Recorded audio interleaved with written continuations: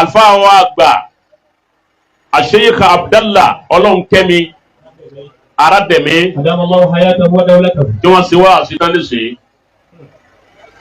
ọ̀pọ̀ èèyàn lè máa fi ojú olówó àfa wo àlùfáà wa Arademi ẹni tí ọ̀dà kan mà ní wòye mu ẹni ọba ní basira téèyàn fi rí náà tí o máa wo mazọ́hírù ìta àfa wa àgbà Arademi lọ́ba yẹn pé ojú inú lọ́rùn fún yọ máa rí wípé inú àwọn khudamul ilm àwọn tí ń ṣerú sí mímọ́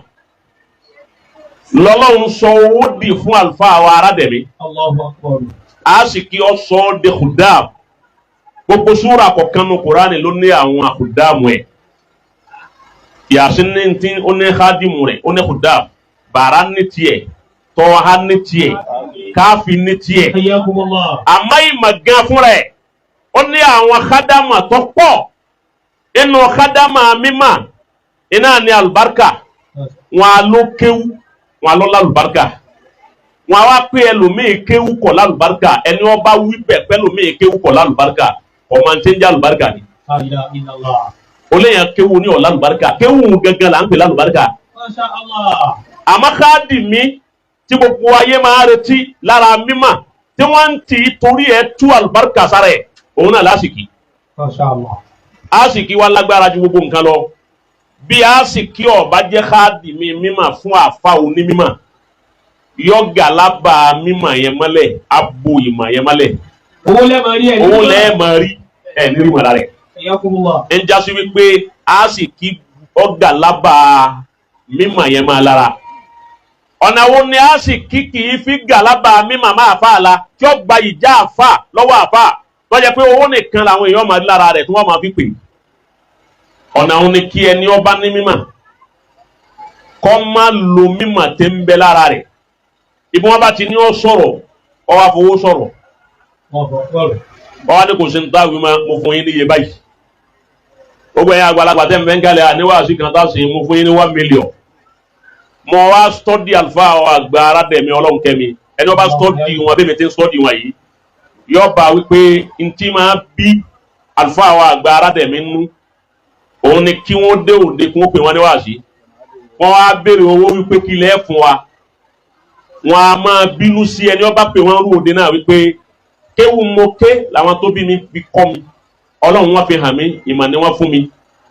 Ọlọ́run fi owó ṣe kídímà rẹ̀ ni ó ní wọ́n máa ṣẹrú sí mi torí káwọn tó láàsì kí wọ́n máa wu àwa àfa àbígbà tá a sí lè fi ṣe é wá jẹ́ pé kéwù tí mo ké ẹ máa wá fi kéwù yẹn ẹ máa dọ̀tí ẹ máa gbé owó àbí ọlá ẹ máa gbé eléke kéwù tí mo ké àlùfáà Ọlọ́nkẹ́mi kọ̀ inú kíkọ̀ náà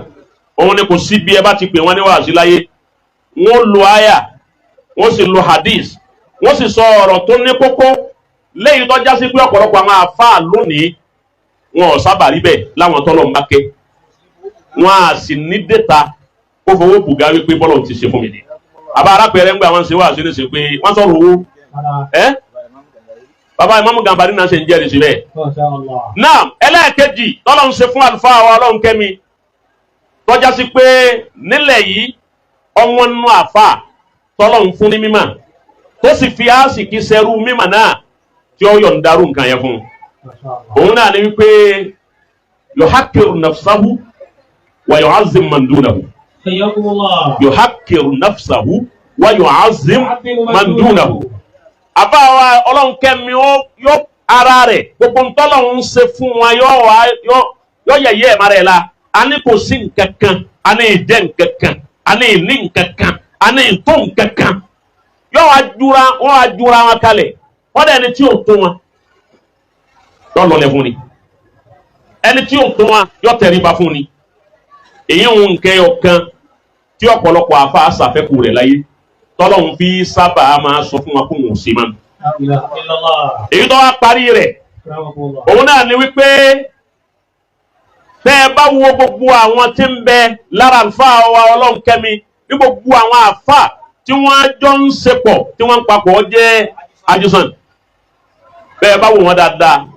ẹ rí àlùfáà Ọlọ́nkẹ́mi wípé kìí sàfà tí ga tí fa ẹsẹ̀ àwọn tó fẹ́ ga gbogbo ọ̀pọ̀lọpọ̀ àfáà mi béèyàn bá pọ̀ lẹ́gbẹ̀ẹ́ wọn tó ní àwọn sàhábì lẹ́gbẹ̀ẹ́ tó ní àwọn sàhábù lẹ́gbẹ̀ẹ́ òun nìkan náà ni wọ́n máa sanra gbogbo àwọn ọmọ kí wúwọ́ máa rù ní èmi náà dúpẹ́ lọ́dọ̀ Ọlọ́run gbogbo àwọn ọmọ tèmi náà ni wọ́n sanra yìí. Alhamdulillah. èmi náà dúpẹ́ lọ́dọ̀ Ọlọ́run. Alhamdulillah. irú kìíní yẹn náà wọ́n lára ọ̀pọ̀lọpọ̀ àfáà ẹ̀jà kìíní wọn. ọ̀pọ̀lọpọ̀ àfáà Alhamdulillah. a máa bára lálùfáà wa Ọlọ́run kẹ́mi wípé àlùfáà Ọlọ́run kẹ́mi yẹn ṣe ẹni tí mú ẹni ó fẹ́ ga lẹ́sẹ̀ kọ́mọ ga kì í ṣẹni tí fa ẹni ó fẹ́ lọ lásọ kọ́mọ rìbì lọ ọ̀sẹ́ni tí ń bẹ́lẹ́gbẹ̀ẹ́ wọn tọ́lọ́run ọ̀dá ọlá tiẹ̀ fún tí ò ní istiklal àti hurriya nínú jẹ́ èèyàn tara rẹ̀ gbogbo wa papọ̀ ní wá ń jẹ́ umma ẹyọ kan ẹni Ọlọ́run bá wá fún nínú àwọn àkàsọ́ ìsù yìí bẹ́ẹ̀ bá pe onítọ̀hún láàfáà àgbà nínú ìlú èrò pa jìtá kọ́dà bàbá wa Ìmámù Gàmbàrí náà sáyẹ̀nsì wípé àfáà àgbà ni lábẹ́ bàbá wa ó bá a lọrin lábẹ́ bàbá wa Ìmámù àgbà tí àwọn àhímàlú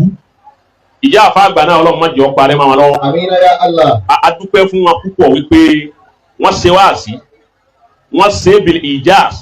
ó sì mú màánà tó dá wa. Ọlọ́run bá wa dúpẹ́ fún wa.